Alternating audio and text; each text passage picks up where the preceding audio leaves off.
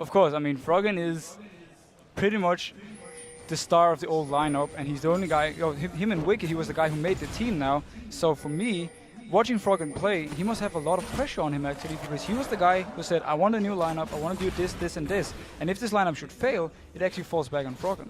Look at this, we've just actually seen Cyanide Vault Breaker over the wall into that brush there. But look at Shook's read. He is on the bottom side of the map as well, which means that both junglers are going to be in position down on this bottom lane. There comes the Lantern. Can they get in for the kill here? Leona going to dive in, but actually he's gone a little bit too far here as Shook.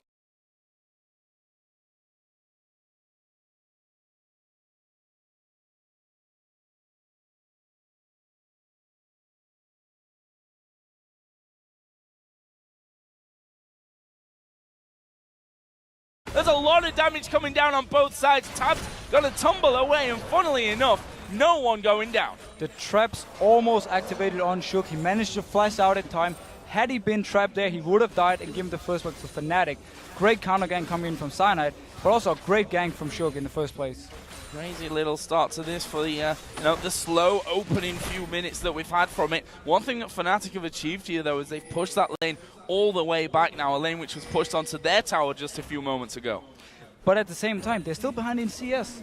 The whole early advantage that Vayne got is still hitting them. If Vayne can keep doing this all the way up to level 6, the lane is actually going to start being more even, unless Yellowstar manages to catch either Nif or taps out in an engage and just go all in.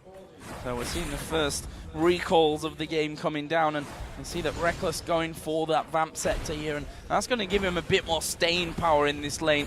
And we'll see what Tabs goes for on the other side, as he will be headed back here soon along with his support, and there it is, a Vamp Scepter for him as well. Pretty standard pickup for both AD carries. None of them had enough gold to purchase, like say, an early BF sword, so they simply go for the safe pick, the Vamp Scepter. I expect both AD carries to go into a Bloodthirster. Generally, it just means right now the lane for them. I mean, obviously for Taps, he wants to farm, but also for Reckless, he wants to avoid going too low, so he can't really go in for the full engages. So earlier on, we touched on the fact that neither support had gone for those gold items, as Wicked just taking a bit more harassment up there. But actually, on the return, Nif did pick up the Relic Shield. Interesting enough, normally you start with the Relic Shield, you don't pick it up later, unless you want to fully complete it into a Heart of the Mountain, which is the item where you give a shield to an ally that takes some of your HP and gives like 20% of your max HP into a shield. If he opts to complete it, it's a bit strange build, but I can definitely see it work when you have Vayne you want to protect. Oh, they're going in for Wicked here, the bomb coming over the side from Peke, but Wicked had already got himself out of there thanks to his ultimate, but he's actually going to get pushed here underneath the turret. Soaz is putting all the damage down. He tanks it up. There's a satchel charge jump away from Peke, and there will be the first blood from Fnatic. Shook can't follow in for any more damage. Nicely executed. Great play from Fnatic right here. They know that Source has the pressure early game. They know that Source can pressure down Wicked to the tower and then roam up, and you can actually do a 2v1 dive on him and kill him. Bit surprised though that Froggen let XP just roam away freely, especially because Cyanide could just come into the mid lane and pick up the farm, and Fnatic actually lost nothing on it. Now again, down onto this bottom lane, been a bit of a focus for us because there has been that tug of war going on in terms of where the minions have been left positioned, but this could change things once again. Cyanide headed down towards that bottom lane. This time Shook's not there to help out Alliance, and there was the play back, and that's the reaction you need to have as a Thresh to stop the Leona coming in on you. And this is why Thresh is really good versus Leona. Perfect play by Nif. He completely stopped the engage. Had he been caught right there, he would have been locked down, and then Cyanide would have flashed ulted him and maybe picked up the kill. Well, Cyanide is still waiting there in that brush, so he's still thinking that he may get an opportunity to actually get over onto either Nif or Tabs, but you can see that the Alliance bot lane not really pushing out from safety, and in the meantime, Shook is taking advantage of this one and going for a red buff steal. Shook must have expected Cyanide to be bot lane at this point, and simply said, I'm just going to go for this red buff. It's not warded. Alliance didn't know if Cyanide was actually there, but great play by Shook. He was around the area, he checked it with his Sonic Wave, and then simply just went in and took it. Smart play.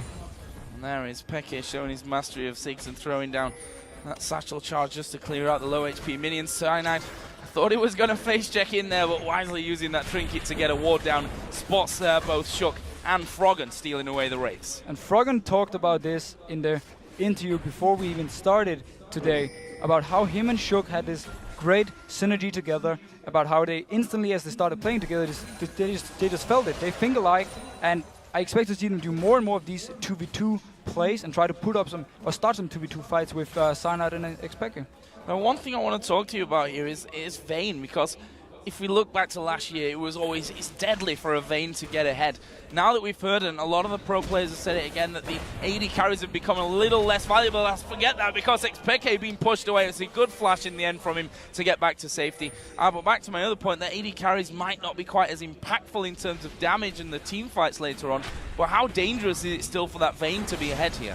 Now, Vayne is still one of the best AD carries late game in the game, and she is perfect versus this tanky meta.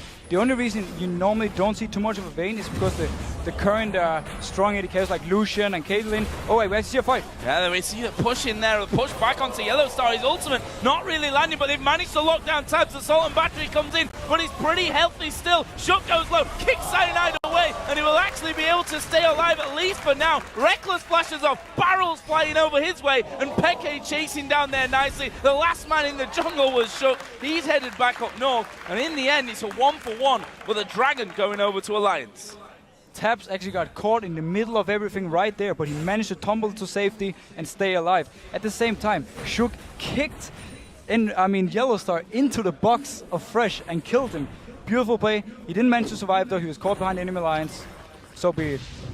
Let's have another look at that one in slow-mo and just check out exactly how that happened. Look at Tabs' position. Notice Tabs right here. He actually stays in the middle of everything, gets caught by Yellowstar, and then ulted. But there's no follow-up damage. The rocket comes too late from Reckless. He doesn't hit him, and boom.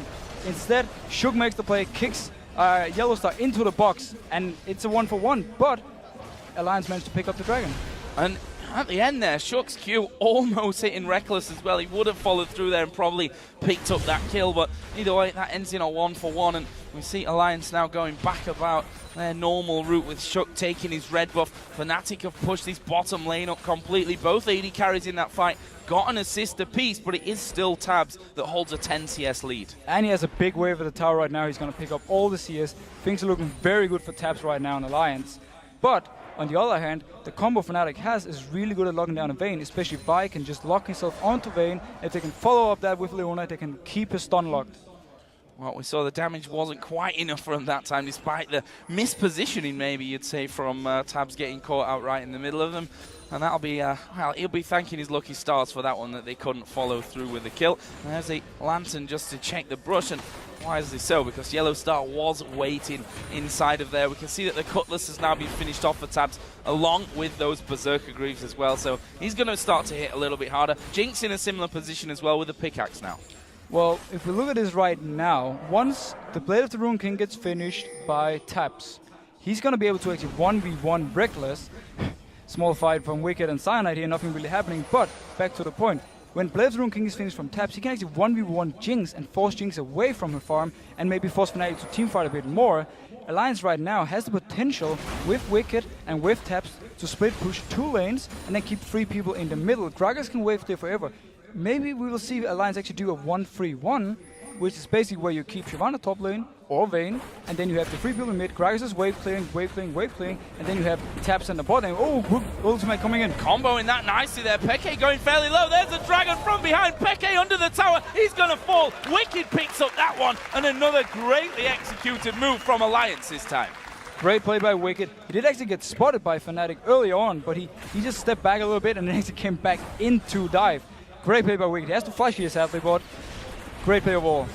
Well, we also saw Shook down in that bottom lane. The turret already down to half HP, but Yellowstar always a threat underneath that turret with his ultimate available and the CC chain that he can throw in there. But at some point, they realize, you know what, we're going to have to back away from this one. There's no one to help us. Shook can come in there and cause us all kinds of problems, and they've got the damage out of Tabs as well. And that's going to mean the first tower of the game here going for Alliance. And this is perfect for Alliance. They need the towers, the outer turrets out, so they can actually split push even easier.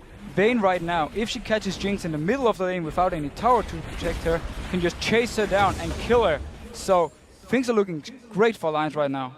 Now we see a blue buff stealing. Start maybe to a bit of strangulation from the Alliance side. Cyanide making a bit of a move of his own though, and actually in the end it looks like they will be trading these blue buffs over.